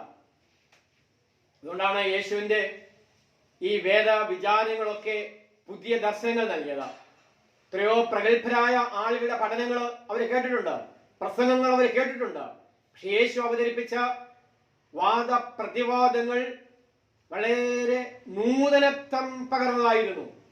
യേശുവിന്റെ പ്രഭാഷണങ്ങൾക്ക് മനുഷ്യമുഖം ഉണ്ടായിരുന്നു, നീതിയുടെ മുഖമുണ്ടായിരുന്നു, സത്യത്തിന്റെ മുഖമുണ്ടായിരുന്നു, തിരസ്കൃതരെ ചേർത്ത് പിടിക്കുന്ന ദർശനമുണ്ടായിരുന്നു. അതുകൊണ്ടൊക്കെയാണ് 2000 വർഷങ്ങൾക്ക് മുമ്പ് അവതരിപ്പിച്ച യേശുവിന്റെ പ്രഭാഷണങ്ങളും വേദവ്യാഖ്യാനങ്ങളും എന്നും പ്രസക്തമായി തീരുന്നത്. അതുവരെയുള്ള റബിമാരും മത അധ്യക്ഷന്മാരും അവതരിപ്പിച്ച വേദവ്യാഖ്യാനങ്ങളിൽ നിന്നും വ്യത്യസ്തമായി പുതിയ അർത്ഥതലങ്ങൾ, പുനർവായനകൾ, റീറീഡിങ്സ് യേശു അവതരിപ്പിച്ചു എന്നത് നമ്മൾ മറന്നു പോകരുത്. അതുകൊണ്ടാണ് ഈ ലൂക്കോസിന്റെ സുവിശേഷം 2-ാം അധ്യായത്തിൽ തന്നെ പറയുന്നു, 47-ാമത്തെ വാക്യം, അവന്റെ വാക്ക് കേട്ടവർക്കെല്ലാം അവന്റെ വിവേകത്തിലും ഉത്തരത്തിലും വിസ്മയം തോന്നി. അവന്റെ വാക്ക് കേട്ടവർക്കെല്ലാം, ആരാ ഇവിടെ ഇരിക്കുന്നത്? 12 വയസ്സുള്ള ഒരു ബാലന്റെ പ്രഭാഷണം കേൾക്കുന്ന മത അധ്യക്ഷന്മാർ വിസ്മയിച്ചു. അവന്റെ വിവേകത്തിലും അവന്റെ ഉത്തരത്തിനും അവർ വിസ്മയം പൂണ്ടു. വളരെ മനോഹരമായിട്ടാണ് ആ വേദ വിശകലനങ്ങൾ നടക്കുന്നത്. വികാരങ്ങളും പരാതികളും പങ്കിടുന്ന കുടുംബം. മകൻ അത് ദാർശനികമായി അവതരിപ്പിക്കുന്നു, അമ്മ അത് വൈകാരികമായിട്ട് അവതരിപ്പിക്കുന്നു, ചർച്ച ചെയ്യുന്നു, മുഖാമുഖം ചർച്ച ചെയ്യുന്നു. വൈകാരിക ക്ഷോഭങ്ങളൊന്നുമില്ല. വളരെ നൈസർഗികമായി, വളരെ ഹൃദ്യമായി, ആർജവത്തോടുകൂടിയുള്ള സംഭാഷണമാണ് അവിടെ നടക്കുന്നത്. അതുകൊണ്ടാണ് ഇവിടെ നമ്മുടെ ഈ പുതിയ തലമുറയ്ക്ക് 100% മാർക്ക് മേടിക്കുക എന്നുള്ളതല്ല. നമ്മുടെ കുഞ്ഞുങ്ങൾക്ക് ഒരു ചിന്താശേഷി വളരണം. പുതിയ പഠനങ്ങളൊക്കെ അതാ പറയുന്നത്, തിങ്കിങ് സ്കിൽസ്, സോഷ്യൽ സ്കിൽസ്, സാമൂഹിക നൈപുണ്യം, എമോഷണൽ സ്കിൽസ്, വൈകാരിക നൈപുണ്യം, കമ്മ്യൂണിക്കേഷൻ സ്കിൽസ്, സംവേദന നൈപുണ്യം. ഇപ്പൊ നമുക്കെല്ലാം അറിയാവുന്നതുപോലെ ടെക്നോളജിക്കൽ സ്കിൽസ്, ഈ സാങ്കേതിക വിദ്യയിലുള്ള നൈപുണ്യം. യേശുവിന്റെ നൈപുണ്യം ഒന്ന് പഠിക്കുന്നത് നല്ലതാണ്. യേശുവിന് തിങ്കിങ് സ്കിൽസ് ഭയങ്കരമായിരുന്നു. കാരണം യേശുവിന്റെ തിങ്കിങ് സ്കിൽസ്, ചിന്താശേഷി, ദൃഷ്ണാഭാവം വളരെ ക്രിട്ടിക്കലായിരുന്നു. വിമർശനാത്മകമായിരുന്നു, വളരെ ക്രിയേറ്റീവായിരുന്നു. അതുകൊണ്ട് നമ്മൾ ഈ മതപ്രഭാഷണങ്ങളും വേദ വിചാരങ്ങളും ഒക്കെ കേൾക്കുമ്പോൾ നമ്മുടെ ചിന്താശേഷി വർദ്ധിപ്പിക്കണം. യേശുവിന്റെ പ്രഭാഷണം അങ്ങനെയാണ് അവതരിപ്പിക്കുന്നത്, ലളിതമായി അവതരിപ്പിച്ചു. പക്ഷേ പുനർവായനകൾ ഭയങ്കരമായിരുന്നു. തിങ്കിങ് സ്കിൽസ് അത് ക്രിറ്റിക്കലായിരുന്നു, വിമർശനാത്മകമായിരുന്നു, അത് ക്രിയേറ്റീവായിരുന്നു, സർഗാത്മകമായിരുന്നു. നിർഭാഗ്യമെന്ന് പറയട്ടെ, ഇന്ന് വളർന്നു വരുന്ന തലമുറയ്ക്ക് ഈ ക്രിറ്റിക്കൽ വിമർശനാത്മക നൈപുണ്യവും സർഗാത്മക നൈപുണ്യവും ചിന്താശേഷി നഷ്ടപ്പെട്ടു എന്ന് പറഞ്ഞാൽ എന്നോടാരും വിരോധിക്കരുത്. നമ്മുടെ കുഞ്ഞുങ്ങൾ ഉന്നത രംഗത്ത് എത്തിച്ചേരണമെങ്കിൽ അവർക്ക് 100% മാർക്കല്ല വേണ്ടത്. അവർക്ക് വേണ്ടത് കുറച്ച് മാർക്കൊക്കെ മതി. അത്യാവശ്യം 60-70% മാർക്ക് മതി. പക്ഷെ അവർക്കുണ്ടാകേണ്ടത് ഈ പറഞ്ഞ ചിന്താശേഷിയും സാമൂഹിക നൈപുണ്യവും വൈകാരിക നൈപുണ്യവും സംവേദന നൈപുണ്യവും, ഇപ്പോഴത്തെ ഭാഷയിൽ പറഞ്ഞാൽ സാങ്കേതിക വിദ്യയുള്ള നൈപുണ്യവും നമ്മൾ വളർത്തിയെടുത്തേ മതിയാകൂ. ഞാൻ ഭാഗം അവിടെ ഉപസംഹരിക്കാൻ പോവുകയാണ്. വികാരങ്ങളും പരാതികളും പങ്കുവെക്കുന്നു. ജ്ഞാനം കൊണ്ട് നിറയണം, ജ്ഞാനം കൊണ്ട് നിറയുകയാണ്. നമ്മുടെ കുടുംബത്തിന്റെ ഉള്ളിൽ അത് വളരണമെന്നാണ് എൻ്റെ അഭിപ്രായം. ഞാൻ പറയും, നമ്മുടെ കുടുംബത്തിന്റെ ഉള്ളിലായിരിക്കണം ബൗദ്ധികമായ ഇടപെടലുകളാണ്. ജ്ഞാനത്തിന്റെ അർത്ഥതലങ്ങൾ വിശകലനം ചെയ്യേണ്ടത് കുടുംബത്തിന്റെ ഉള്ളിലായിരിക്കണം. അതിന് മക്കളോട് സംസാരിക്കുവാൻ അപ്പനും അമ്മയ്ക്കും സന്മനസ്സുണ്ടാവണം, മക്കൾക്ക് സന്മനസ്സുണ്ടാവണം. അതൊരു ചർച്ചാവേദിയാവണം, അതൊരു വിചാരവേദിയാവണം, അതൊരു വിമർശനാത്മക സത്വാത്മക ഇടപെടലുകളുടെ തലമായി തീരണം. അതിനൊക്കെ ഒരുപാട് അർത്ഥതലങ്ങൾ ഉണ്ടാകണം. വേദഭാഗങ്ങളിൽ നമ്മൾ ശ്രദ്ധിക്കണം. സദൃശവാക്യങ്ങൾ 17-ാം അധ്യായം 1-ാമത്തെ വാക്യത്തിൽ പറയുന്നു, കലഹം നിറഞ്ഞ വീട്ടിലെ വിരുന്നിനേക്കാൾ അഭികാമ്യം സ്വസ്ഥതയോടെ കഴിക്കുന്ന ഉണങ്ങിയ അപ്പക്കഷ്ണങ്ങളാണ്. വളരെ ഹൃദ്യമാണ്. കലഹം നിറഞ്ഞ വീട്ടിലെ വിരുന്നിനേക്കാൾ അഭികാമ്യം സ്വസ്ഥതയോടെ കഴിക്കുന്ന ഉണങ്ങിയ അപ്പക്കഷ്ണങ്ങളാണ്. നമ്മുടെ കുഞ്ഞുങ്ങൾക്കൊക്കെ ഞാൻ ഈ പറഞ്ഞ നൈപുണ്യവും സംവേദനത്വം ഒക്കെ വളർന്നു വരണമെങ്കിൽ വലിയ വിരുന്നുകളൊന്നും വീട്ടിൽ വേണ്ട. നമ്മുടെ വീട്ടിൽ അപ്പക്കഷ്ണങ്ങൾ മതി, ഉണക്കറൊട്ടി മതി. പക്ഷേ അത് സ്വസ്ഥതയോടും സമാധാനത്തോടും കഴിക്കുവാൻ ഇടമുണ്ടായാൽ മതി. നമ്മുടെ അനേക ഭവനങ്ങൾ വിരുന്നുശാലകളാണ് ഭവനത്തിന്റെ ഉള്ളിൽ. പക്ഷെ നഷ്ടപ്പെട്ടു പോയി ചിന്താശേഷികൾ, സർഗശേഷികൾ, വിചാരങ്ങളും വികാരങ്ങളും പങ്കിടുവാനും ചർച്ച ചെയ്യുവാനും പരിഹരിക്കുവാനുള്ള ഇടം കുടുംബത്തിൽ നഷ്ടപ്പെട്ടു പോയി. അതുകൊണ്ട് നമ്മുടെ കുഞ്ഞുങ്ങൾ കുടുംബ ഇടത്തിൽ നിന്നും സൈബർ ഇടങ്ങളിലേക്ക് കുടിയേറി. സൈബർ സ്പേസ് നമ്മൾ വായിക്കുന്നുണ്ട്, പഠിക്കുന്നുണ്ട്. നമ്മളിന്ന് നെറ്റിസന്മാരായി തീർന്നു, ഇന്റർനെറ്റിൽ ജീവിക്കുവാൻ തുടങ്ങി. നമ്മുടെ സിറ്റിസൺഷിപ്പ് നഷ്ടപ്പെട്ടു പോകുന്നു, പൗരത്വം നഷ്ടപ്പെട്ടു പോകുന്നു. നമ്മൾ നെറ്റിസന്മാരായി തീരുന്നു. പരിശുദ്ധനായ പൗലോസ് തീത്തോസിന് എഴുതിയ 3-ാം അധ്യായം 2-ാമത്തെ വാക്യത്തിൽ പറയുന്നു, കുടുംബത്തിലെ ഇടത്തിൽ എങ്ങനെയായിരിക്കണം? ആരെയും പറ്റി തിന്മ പറയാതിരിക്കുവാനും കലഹത്തിൽ നിന്ന് ഒഴിഞ്ഞു നിൽക്കുവാനും സൗമ്യരായിരിക്കുവാനും കഴിയണം. എൻ്റെ ഒരു വ്യക്തിപരമായ നിർദ്ദേശമുണ്ട്.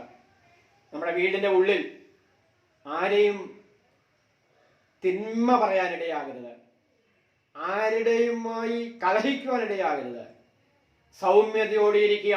അതുകൊണ്ട് പൗലോസ് പറയുന്നത് ആരെയും പറ്റി തിന്മ പറയരുത്. അത് സഭയെക്കുറിച്ചും വൈദികരെ കുറിച്ചും നമ്മുടെ രാഷ്ട്രീയ സാമൂഹിക അധ്യക്ഷന്മാരെ കുറിച്ചും ആരെക്കുറിച്ചും പറയേണ്ട കാര്യമില്ല. ആ നോമ്പ് അർത്ഥപൂർണമായി തന്നെ അവിടെ ആരെയും പറ്റി തിന്മ പറയാതിരിക്കുവാനും കലഹത്തിൽ നിന്ന് ഒഴിഞ്ഞു നിൽക്കുവാനും സൗമ്യരായിരിക്കുവാനും എല്ലാ മനുഷ്യരോടും തികഞ്ഞ മര്യാദ പ്രകടിപ്പിക്കുവാനും നീ അവരെ ഉദ്ബോധിപ്പിക്കുക. പൗലോസ് ശ്ലീഹ തീത്തോസിനോട് പറയുകയാണ്, തീത്തോസിന്റെ ലേഖനത്തിൽ പറയുകയാണ്, സൗമ്യതയോടും മര്യാദയ്ക്കും ജീവിക്കുവാനായിട്ട്. വികാരങ്ങളും പരാതികളും ചർച്ച ചെയ്യുവാനും പങ്കിടുവാനൊന്നും നമ്മുടെ കുടുംബ വേദികൾ സാധിക്കാത്തത് എന്താണെന്ന് ചോദിച്ചാൽ ഞാൻ പറയും, ഈ പറയുന്ന ഈ കലഹങ്ങളും ശത്രുതയും തിന്മകളും പൈശാചികതയും ദുഷ്ട സംസർഗവും കുടുംബത്തിനുള്ളിൽ ശക്തിപ്പെടുന്നത് കൊണ്ടാണ്. അതുകൊണ്ട് വികാരങ്ങളും പരാതികളും പങ്കിടാനോ ചർച്ച ചെയ്യാനോ പരിഹരിക്കുവാനോ ഇടമുണ്ടാകുന്നില്ല. അതുകൊണ്ടാണ് ഈ വേദഭാഗം പഠിപ്പിക്കുന്നത് ഈ കുടുംബം ആരോഗ്യപരമായ ആശയവിനിമയവും ആധ്യാത്മികതയും പ്രകടമാക്കി അതിനാൽ വികാരങ്ങളും പരാതികളും ചർച്ച ചെയ്ത് പരിഹരിക്കുവാനുള്ള സാധ്യത ഉണ്ടായി എന്നീ വേദഭാഗം നമ്മളെ പഠിപ്പിക്കുകയാണ്. ഷാർജ സെന്റ് ഗ്രിഗോറിയോസ് ദേവാലയം മരുഭൂമിയിലെ പരിമല എന്നാണ് അറിയപ്പെടുന്നത്. ഞാൻ പല പ്രാവശ്യം ആ ദേവാലയത്തിൽ വന്നിട്ടുണ്ട്. എനിക്ക് വളരെ അഭികാമ്യമായിട്ടും ഹൃദ്യമായിട്ടും തോന്നിയത് ഷാർജ ദേവാലയം പണ്ട് മുതൽ നടത്തിക്കൊണ്ടിരിക്കുന്ന ചാരിറ്റി പ്രോജക്റ്റുകളാണ്. അവിടുത്തെ എല്ലാ ആളുകളെയും ഞാൻ അഭിനന്ദിക്കുകയാണ്. പരിമല തിരുമേനിയുടെ സത്വചനങ്ങളിൽ അടിസ്ഥാനപ്പെട്ടാണ് ഇതെല്ലാം ചെയ്യുന്നത്. 1883 പരിമല തിരുമേനി എഴുതിയ ഒരു കൽപ്പനയിൽ ഒരു ഭാഗം ഞാൻ വായിച്ചു കേൾപ്പിക്കാൻ ആഗ്രഹിക്കുകയാണ്. പ്രത്യേകിച്ച് മരുഭൂമിയിലെ പരിമല ദേവാലയത്തിൽ ഈ ഓൺലൈൻ പ്രഭാഷണത്തിൽ എന്നെ വളരെ വേദനിപ്പിക്കുന്ന 1-2 ആശയങ്ങളാണ്. നിങ്ങളൊരു അനീതിക്കാരനാകുവാൻ ഇടയാകരുത്.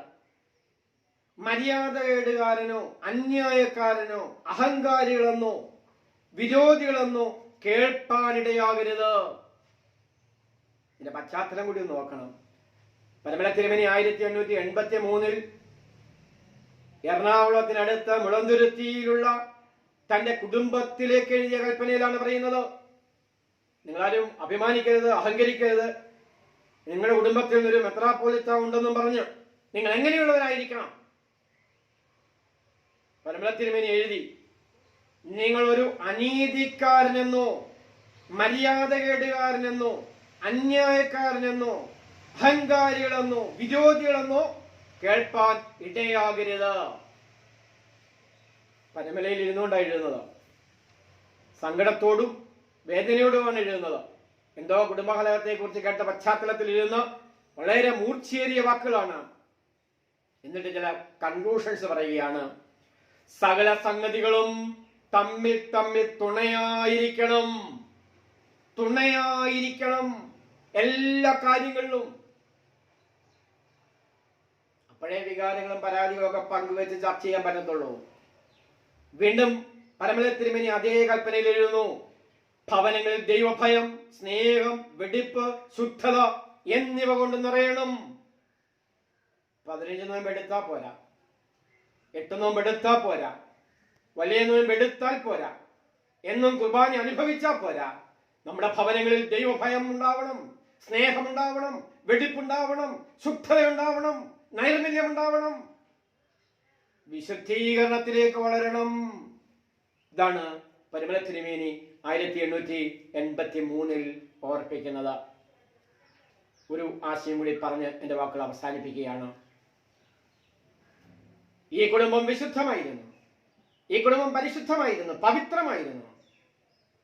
എന്തായിരുന്നു പ്രധാനപ്പെട്ട കാരണം?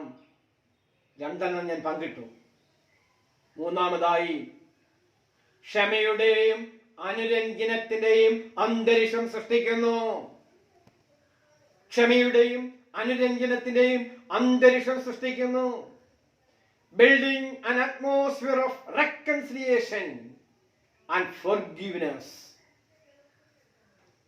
ക്ഷമയുടെയും അനുരഞ്ജനത്തിന്റെയും അനുഭവം എവിടെയാണ് ഉണ്ടാവേണ്ടത്? രാജ്യത്തല്ല, സഭയിലല്ല, കുടുംബങ്ങളിൽ ഉണ്ടാവണം, കുടുംബ അംഗങ്ങളിൽ ഉണ്ടാവണം. ഈ വേദഭാഗത്തേക്ക് നമുക്ക് നോക്കാം. തമ്മിൽ നടത്തുന്ന സംഭാഷണമാണ് നമ്മൾ ശ്രദ്ധിക്കേണ്ടത്. 49 വാക്യം യേശു അവതരിപ്പിച്ചു കഴിഞ്ഞു. 50 വാക്യത്തിലേക്ക് നോക്കുക. യേശു തങ്ങളോട് പറഞ്ഞ വാക്ക് അവർ ഗ്രഹിച്ചില്ല. വളരെ തിയററ്റിക്കലായിട്ടാണ് പറഞ്ഞത്, വളരെ ദാർശനികമായിട്ട് അവതരിപ്പിച്ചത്, വളരെ വേദ അടിത്തറയിലാണ് പറഞ്ഞത്. മറിയം ദേവാലയത്തിൽ താമസിച്ചു പഠിച്ച് മറിയാമേ നീ ഭാഗ്യവതി ഭാമിനിമാരിൽ എന്നൊക്കെ നമ്മൾ പാടുന്നുണ്ട്. ദേവാലയ പശ്ചാത്തലത്തിൽ വളർന്നു വന്നതാണ്. അവിടെ പറയുകയാണ്, ഈ മറിയം ഓർക്കുക, ഈ ക്ഷമയും അനുരഞ്ജനവും അവിടെ ഉയർത്തുകയാണ്. അവിടെ പറയുന്നത് ഇങ്ങനെയാണ്: അവൻ അവരോട് പറഞ്ഞ വാക്ക് ഗ്രഹിച്ചില്ല. പിന്നെ അവൻ അവരോടുകൂടി ഇറങ്ങി നാസറേത്തിൽ ചെന്ന് അവരെ കീഴടങ്ങി താമസിച്ചു. അവിടെ താമസിച്ചു, മാതാപിതാക്കളോടൊപ്പം താമസിച്ചു. ക്ഷമയും അനുരഞ്ജനവും ഉണ്ടായി. ഓർക്കണം, ഹൃദ്യമാണ് നമ്മുടെ ഭവനങ്ങളിൽ ക്ഷമയും അനുരഞ്ജനവും ഉണ്ടാവണം. ദൈവവചനത്തിൽ വളർന്നെങ്കിൽ മാത്രമേ അത് സാധിക്കുകയുള്ളൂ. അത് നമ്മുടെ ഹൃദയങ്ങളിൽ ഉജ്ജ്വലമാകുകയുള്ളൂ. 119 സങ്കീർത്തനം 104 വാക്യം വളരെ മനോഹരമാണ്. നിന്റെ പ്രമാണങ്ങളിൽ ഞാൻ വിവേകമുള്ളവനാകുന്നു, അതുകൊണ്ട് സകല വ്യാജമാർഗത്തെ ഞാൻ വെറുക്കുന്നു. നിന്റെ പ്രമാണങ്ങളിൽ ഞാൻ വിവേകമുള്ളവനാകുന്നു, അതുകൊണ്ട് സകല വ്യാജമാർഗത്തെ ഞാൻ വെറുക്കുന്നു. എല്ലാ വ്യാജമാർഗങ്ങളും, എല്ലാ ഭൗതിക ഇടപെടലുകളും വെറുത്തെങ്കിൽ മാത്രമേ ക്ഷമിക്കുവാൻ പറ്റൂ. അധികാരം, അവകാശം, പ്രശസ്തി, ഇങ്ങനെയുള്ള ഭൗതിക മൂല്യങ്ങൾ നമ്മുടെ ഹൃദയങ്ങളെ കീഴടക്കുമ്പോൾ ആരോടും ക്ഷമിക്കാൻ പറ്റത്തില്ല, ആരോടും അനുരഞ്ജനപ്പെടുവാൻ പറ്റത്തില്ല. ഇവിടെ നോക്കണം, ഈ മകൻ പറഞ്ഞ വാക്ക് അവർക്ക് മനസ്സിലായില്ല. പക്ഷേ യേശു അംഗീകരിച്ചു. 51 വാക്യം: പിന്നെ അവൻ അവരോടുകൂടി ഇറങ്ങി നസ്രയത്തിൽ ചെന്ന് അവർക്ക് കീഴടങ്ങിയിരുന്നു. ഈ കാര്യങ്ങളെല്ലാം അവന്റെ അമ്മ ഹൃദയത്തിൽ സംഗ്രഹിച്ചു. ഓർത്തിരിക്കണം, ഒരു മനോഹരമായ വേദ ഇടപെടലാണ്. ഒരു കുടുംബത്തിലെ സംഭാഷണത്തെ കുറിച്ചാണ്. എല്ലാ കാര്യങ്ങളും നമുക്ക് പൂർണ്ണമായിട്ടൊന്നും മനസ്സിലാക്കാൻ പറ്റുകയില്ല. കുടുംബത്തിനുള്ളിൽ പറയുന്ന ഒരു 60% കാര്യങ്ങളെ പോലും നമുക്ക് മനസ്സിലാവാൻ പറ്റത്തില്ല. ഞാൻ പറയും, ജയിക്കാൻ ഒരു 40% മാർക്ക് മതി. കുടുംബത്തിനുള്ളിൽ ഫലപ്രദമായി ആരോഗ്യപരമായ ഒരു 40% സംഭാഷണങ്ങളിലും ഉണ്ടാവണം. അതുകൊണ്ടാണ് ഇപ്പോൾ 2020 നമ്മുടെ India government new education policy അവതരിപ്പിക്കുകയുണ്ടായി. നമ്മുടെ പുതിയ തലമുറയുടെ വിദ്യാഭ്യാസത്തെ കുറിച്ച് 2030 വരെ പ്രതീക്ഷകൾ പുലർത്തിക്കൊണ്ടാണ് ഈ പദ്ധതി ആവിഷ്കരിക്കുന്നത്. 2030, 2040 അടുത്ത 20 വർഷത്തേക്കുള്ള പദ്ധതിയാണ്. അതിലെ പല പോരായ്മകളും പല പരിമിതികളും ഉണ്ടെങ്കിലും എന്നെ ആകർഷിച്ച അതിലൊരു ചെറിയ പാരഗ്രാഫ് ഉണ്ട്. പുതിയ വിദ്യാഭ്യാസ പദ്ധതി ലക്ഷ്യമാക്കുന്നത് ബിൽഡിംഗ് ക്യാരക്ടർ, സ്വഭാവ രൂപീകരണം ലക്ഷ്യമാക്കുന്നു. enable learners to be ethical, ധാർമ്മികമായ ജീവിതം വിദ്യാർത്ഥികളെ പ്രബോധിപ്പിക്കുന്നു. റാഷണൽ, യുക്തിബോധം ഇതിൽ നൽകുന്നു. അവസാനത്തെ 2 വാക്കുകൾ അതിൽ ഹൃദ്യമാണ്. ഈ ന്യൂ എഡ്യൂക്കേഷൻ പോളിസിയിൽ വിദ്യാർത്ഥികൾക്ക് കാരുണ്യ മനോഭാവം നൽകുന്നു. Compassionate perspectives and caring perspectives, കരുതലിന്റെ നൈപുണ്യവും പകർന്നു കൊടുക്കുന്നു. നമ്മുടെ വിദ്യാഭ്യാസത്തിൽ മത്സരമുണ്ട്. നമ്മുടെ വിദ്യാഭ്യാസത്തിൽ ഉയർന്ന ജോലിയെക്കുറിച്ചുള്ള ലക്ഷ്യങ്ങളുണ്ട്. നമ്മുടെ വിദ്യാഭ്യാസത്തിൽ കാരുണ്യവും കരുതലും നഷ്ടപ്പെട്ടു പോവുകയാണ്. ഈ പുതിയ പദ്ധതിയിൽ ഈ കാര്യങ്ങളാണ് ലക്ഷ്യമാക്കുന്നത്. അതുകൊണ്ടാണ് ഈ 52 വാക്യത്തിൽ പറയുന്നത്: യേശുവോ ജ്ഞാനത്തിലും വളർച്ചയിലും ദൈവത്തിന്റെയും മനുഷ്യരുടെയും കൃപയിൽ മുതിർന്നു വന്നു. എനിക്ക് ഇഷ്ടപ്പെട്ടോ? യേശു വളർന്നു വന്നു. നല്ലൊരു കുടുംബാടിത്തറകളുള്ളതുകൊണ്ട് യേശു ജ്ഞാനത്തിൽ വളർന്നു വന്നു. ദൈവത്തിന്റെയും മനുഷ്യരുടെയും കൃപയിൽ മുതിർന്നു വന്നു. 4 തര വളർച്ചയാണ് അവിടെ കാണുന്നത്. 1, ഇന്റലക്ച്വൽ ഗ്രോത്ത്, ബൗദ്ധികമായ വളർച്ച. 2, ശാരീരികമായ വളർച്ച, ഫിസിക്കൽ ഗ്രോത്ത്. 3, മാനസികമായ വളർച്ച, സൈക്കോളജിക്കൽ ഗ്രോത്ത്. 4, സാമൂഹികമായ വളർച്ച, സോഷ്യൽ ഗ്രോത്ത്. എന്നെ കേൾക്കുന്ന ചിലരെങ്കിലും ഇപ്പോൾ ചോദിക്കുന്നുണ്ട്, അച്ഛാ, ആധ്യാത്മികമായി വളരണ്ടായോ? ഞാൻ പറയും, ആധ്യാത്മികമായി വളരുന്ന ഒരു കുട്ടിക്ക് മാത്രമേ ഈ ബൗദ്ധികമായും ശാരീരികമായും മാനസികമായും സാമൂഹികമായും വളരുവാൻ സാധിക്കുകയുള്ളൂ. ഒരു മേശയുടെ 4 കാലുകൾ പോലെയാണ്, തുല്യ അളവിൽ. നമ്മുടെ പല കുഞ്ഞുങ്ങളും ബൗദ്ധികപരമായിട്ടങ്ങ് വളരും, ചില കുഞ്ഞുങ്ങൾ ശാരീരികമായിട്ടങ്ങ് വളരും, പലപ്പോഴും മാനസികമായിട്ടും സാമൂഹികമായിട്ടും വളർച്ച മുരടിച്ചു പോവും. അതുകൊണ്ട് ഈ പുതിയ പദ്ധതികളൊക്കെ ലക്ഷ്യമാക്കുന്നത് ഒരു വിദ്യാർത്ഥിയുടെ ബൗദ്ധിക ഇടം മാത്രമല്ല, അവന് വളർച്ചയിൽ സമഗ്രതയുണ്ടാവണം. ഒരു സമഗ്രമായ വളർച്ചയെക്കുറിച്ചാണ്. അതുകൊണ്ട് ഈ ഭവനത്തിന് ഉള്ളിലിരുന്ന് പഠിക്കുകയും ജീവിക്കുകയും ചെയ്യുമ്പോൾ നമ്മുടെ പുതുതലമുറയ്ക്ക് ഈ സമഗ്രമായ വളർച്ച കൊടുക്കുവാൻ നമ്മൾ ബാധ്യസ്ഥരാണ്. ഞാൻ എൻ്റെ വാക്കുകൾ നിർത്തുകയാണ്. പലപ്പോഴും ഈ വീടിന്റെ ഉള്ളിൽ നമ്മൾ താമസിക്കുമ്പോൾ ഒരുപാട് സങ്കടങ്ങൾ നമ്മളെ അലട്ടുന്നുണ്ട്. COVID-19 പശ്ചാത്തലത്തിൽ, കൊറോണ വൈറസിന്റെ പശ്ചാത്തലത്തിൽ നമുക്ക് ജോലി നഷ്ടപ്പെട്ടു പോകുന്നു, സാമ്പത്തിക നഷ്ടങ്ങൾ ഉണ്ടാകുന്നു, കുടുംബ അംഗങ്ങളുമായിട്ടുള്ള സെപ്പറേഷൻസ് ഉണ്ടാകുന്നു, അവധിക്ക് വീട്ടിൽ പോകാൻ പറ്റുന്നില്ല, വിദേശങ്ങളിൽ തന്നെ കഴിയേണ്ടി വരുന്നു. പിന്നെ ഈ വാട്സപ്പ് കോളൊക്കെ ഉള്ളതുകൊണ്ട് ഇച്ചിരി ആശ്വാസമുണ്ട്. സൂമും ഗൂഗിൾ മീറ്റും ഒക്കെ നമ്മളെ സ്വാന്തനപ്പെടുത്തുന്നു. ഫാമിലി സെപ്പറേഷൻ, മാനസികമായ സമ്മർദ്ദങ്ങൾ അതിലും വലുതായിട്ടുള്ളതാണ്. ഇനി എങ്ങനെയെങ്കിലും ഒന്ന് വീട്ടിൽ പോകണമെന്ന് വിചാരിച്ചാൽ, പോകാൻ അവസരം കിട്ടിയാൽ കോവിഡ് നെഗറ്റീവ് സർട്ടിഫിക്കറ്റ് ഉണ്ടാക്കുക, ഇതൊക്കെ പുതിയ പുതിയ വെല്ലുവിളികളാണ്. ഇവിടെയൊക്കെ വിശാലമായ കാഴ്ചപ്പാടുകളാണ് നമുക്കുണ്ടാവണം. ഇപ്പോഴ് ഓൺലൈൻ വിദ്യാഭ്യാസത്തിൻ്റെ കാലഘട്ടമായതുകൊണ്ട് ഞാൻ ഈ ഫസ്റ്റ് ബെൽ പ്രോഗ്രാമിൽ 1ാം ക്ലാസ്സിലെ പാഠങ്ങൾ ശ്രദ്ധിക്കാറുണ്ട്. കേരള ഗവൺമെന്റിന്റെ അതിലൊരു പാട്ട് ഞാൻ ആസ്വദിച്ചതാണ്. 1ാം ക്ലാസ്സിലെ കുട്ടികൾ പാടി പഠിച്ചതാണ്. വീട് നല്ല വീട്, ഞാൻ വളർന്ന വീട്, അച്ഛനുണ്ട് വീട്ടിൽ, അച്ഛനാണ് ദൈവം. വീടിനെ കുറിച്ചുള്ള ഒരു സങ്കല്പം ഈ 1ാം ക്ലാസ്സിൽ കുട്ടികളെ പഠിപ്പിക്കുന്നതാണ്, ബാലപാഠത്തിൽ. വീട് നല്ല വീട്, ഞാൻ വളർന്ന വീട്, അച്ഛനുണ്ട് വീട്ടിൽ, അച്ഛനാണ് ദൈവം. വീണ്ടും ഇതിന്റെ വരികൾ നമുക്കൊന്ന് കേൾക്കാം. വീട് നല്ല വീട്, എന്തു നല്ല വീട്, അമ്മയുണ്ട് വീട്ടിൽ, അമ്മയാണ് ദൈവം. അത് സമാപിപ്പിക്കുന്നത് എങ്ങനെയാണ്? വീട് നല്ല വീട്, എന്ത് നല്ല വീട്, സ്നേഹമുണ്ട് വീട്ടിൽ, സ്നേഹമാണ് ദൈവം. B safe, be at home എന്ന മുദ്രാവാക്യത്തിൽ ഈ ഓൺലൈൻ പ്രഭാഷണങ്ങൾ കേൾക്കുന്ന അവസരത്തിൽ എൻ്റെ വീട് പവിത്രമാണോ? എൻ്റെ വീട് മനോഹരമായിരിക്കാം. എൻ്റെ വീട്ടിൽ അച്ഛനുണ്ടാവാം, എൻ്റെ വീട്ടിൽ അമ്മയുണ്ടാവാം, എൻ്റെ വീട്ടിൽ സഹോദരങ്ങളുണ്ടാവാം, സഹോദരിമാരുണ്ടാവാം, മക്കളും കൊച്ചുമക്കളും ഒക്കെ ഉണ്ടാവാം. എൻ്റെ വീട് സ്നേഹത്തിൽ നിറയുന്നതാണോ? അമ്മയെന്ന സ്നേഹം, ദൈവമാതാവ് എന്ന് പറഞ്ഞാൽ സ്നേഹം, ഈ സ്നേഹത്തിന്റെ മൂർത്തഭാവമാണ്. ഈ സ്നേഹത്തിൽ അധിഷ്ഠിതമായ ഒരു കുടുംബ ബന്ധത്തെ കുറിച്ചാണ് ഇവിടെ അവതരിപ്പിച്ചത്. ഇന്ന് ചിന്തിച്ചത് 3 പ്രധാനപ്പെട്ട ആശയങ്ങളാണ്. ഈ പ്രഭാഷണത്തിലെ മുഖ്യ ചിന്താധാര ഇതൊരു പവിത്രമായ കുടുംബമായിരുന്നു, ഇതൊരു പരിശുദ്ധമായ കുടുംബമായിരുന്നു. അമ്മയുടെ സ്ഥാനം മഹത്തരമായിരുന്നു, അമ്മയുടെ ഇടപെടൽ ശക്തമായിരുന്നു, അമ്മയുടെ വൈകാര്യവും ബൗദ്ധികവുമായ ഇടപെടലുകൾ ഈ ഭവനത്തെ വളരെ ചാലകശേഷിയിൽ ഉയർത്തി. നമുക്ക് ഈ 3 കാര്യങ്ങൾ ഓർത്ത് ഈ പ്രഭാഷണം ഉപസംഹരിക്കാം.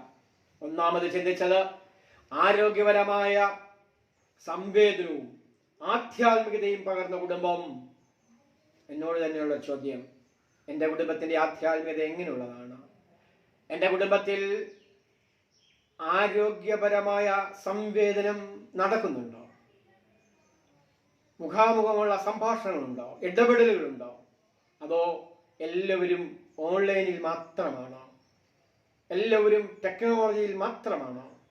സൈബർ സ്പേസിൽ മാത്രം കുടുങ്ങിപ്പോയിരിക്കുകയാണോ? ഈ വിശുദ്ധമായ കുടുംബത്തിലെ 2ാമത്തെ പ്രത്യേകത, വികാരങ്ങളും പരാതികളും പങ്കിടുന്ന കുടുംബം. എന്നോട് തന്നെയുള്ള ചോദ്യം, ഈ കോവിഡ് പശ്ചാത്തലത്തിൽ എൻ്റെ കുടുംബത്തിൽ വികാരങ്ങളും പരാതികളും പങ്കിടാൻ അവസരമുണ്ടോ? ചർച്ച ചെയ്യാൻ അവസരമുണ്ടോ? പരിഹരിക്കുവാൻ അവസരമുണ്ടോ? അതോ പ്രശ്നങ്ങളിൽ നിന്നും പ്രശ്നങ്ങളിലേക്ക് ഞാൻ നീങ്ങി പോവുകയാണോ? 3ാമതായി, ക്ഷമയുടെയും അനുരഞ്ജനത്തിന്റെയും അന്തരീക്ഷം സൃഷ്ടിക്കുന്നു. ഈ അമ്മയും മകനും തമ്മിലുള്ള സംഭാഷണം, മകനും അമ്മയും തമ്മിലുള്ള സംഭാഷണത്തിന്റെ സംക്ഷിപ്തം അതാണ്. ക്ഷമയുടെയും അനുരഞ്ജനത്തിന്റെയും അന്തരീക്ഷം സൃഷ്ടിക്കുന്നു. നമ്മുടെ കുടുംബങ്ങളിൽ സ്നേഹിക്കാം, നമ്മുടെ കുടുംബങ്ങളിൽ ക്ഷമിക്കാം, നമ്മുടെ കുടുംബങ്ങളിൽ അനുരഞ്ജനപ്പെടാം. ഈ കോവിഡ് കാലം നമുക്ക് ഉയർത്തെഴുന്നേൽക്കാം. ഫിനിക്സ് പക്ഷിയെ പോലെ ആർജവത്തോടുകൂടി, ദർശനത്തോടുകൂടി. ഒരു വലിയ സംഘർഷത്തിന്റെ നടുവിൽ ഈ കുടുംബം അതിജീവനം നേടി. അവിടെ യേശു ബൗദ്ധികമായും ശാരീരികമായും മാനസികമായും സാമൂഹികമായും ഒക്കെ വളർന്നു വന്നു. യേശു ജ്ഞാനത്തിലും വളർച്ചയിലും ദൈവത്തിന്റെയും മനുഷ്യരുടെയും കൃപയിൽ മുതിർന്നു വന്നു. ദൈവം നമ്മളെ അനുഗ്രഹിക്കട്ടെ, നമ്മുടെ കുടുംബങ്ങളെ അനുഗ്രഹിക്കട്ടെ, വളർന്നു വരുന്ന തലമുറയെ വാഴ്ത്തട്ടെ. എല്ലാവരോടുമുള്ള ആദരവ് ഞാൻ അറിയിക്കുന്നു. ലോകം മുഴുവനുള്ള സംവേദകർക്ക്, സഹൃദയർക്ക്, ഈ പ്രഭാഷണത്തിൽ പങ്കുചേർന്ന ദൈവമക്കൾക്ക് ആദരവ് ഞാൻ അർപ്പിക്കുന്നു. നമുക്കൊരുമിച്ച് എവിടെയെങ്കിലും കാണാം. ദൈവം നമ്മളെ സുരക്ഷിതരായിട്ട് കരുതട്ടെ. ഒരു നിമിഷം വണക്കാം. കാരുണ്യവാനായ ദൈവമേ, ഞങ്ങളുടെ എല്ലാവരുടെയും കുടുംബങ്ങളെ അനുഗ്രഹിക്കണമേ. ഞങ്ങൾ ബലഹീനരും പാപികളുമാണ്. നിന്റെ കൃപ എപ്പോഴും ഞങ്ങളിൽ ഉണ്ടാകണമേ. ദൈവമാതാവിന്റെ മധ്യസ്ഥതയിൽ അഭയപ്പെട്ട് ദൈവമാതാവ് പകർന്ന ആധ്യാത്മിക മൂല്യങ്ങളെയും സംവേദന ശേഷിയെയും ഞങ്ങളുടെ ഹൃദയങ്ങളിൽ ഉൾക്കൊള്ളുവാൻ കൃപ നൽകണമേ. ഈ മഹാമാരിയുടെ കാലഘട്ടത്തിൽ സ്നേഹിക്കുവാനും ക്ഷമിക്കുവാനും അനുരഞ്ജനപ്പെടുവാനും കൃപ നൽകണമേ. ഞങ്ങളുടെ എല്ലാ കുടുംബങ്ങളെയും വാഴ്ത്തണമേ. ഈ പ്രഭാഷണത്തിൽ പങ്കുചേർന്നവരെ വാഴ്ത്തണമേ. ഈ ഓൺലൈൻ പ്രഭാഷണ പരമ്പരയെ ദൈവകൃപയാൽ പരിപാലിക്കണമേ. പിതാവിൻ്റെയും പുത്രൻ്റെയും പരിശുദ്ധ റൂഹായുടെയും മഹത്വത്തിനായിട്ട് തന്നെ. ആമേൻ.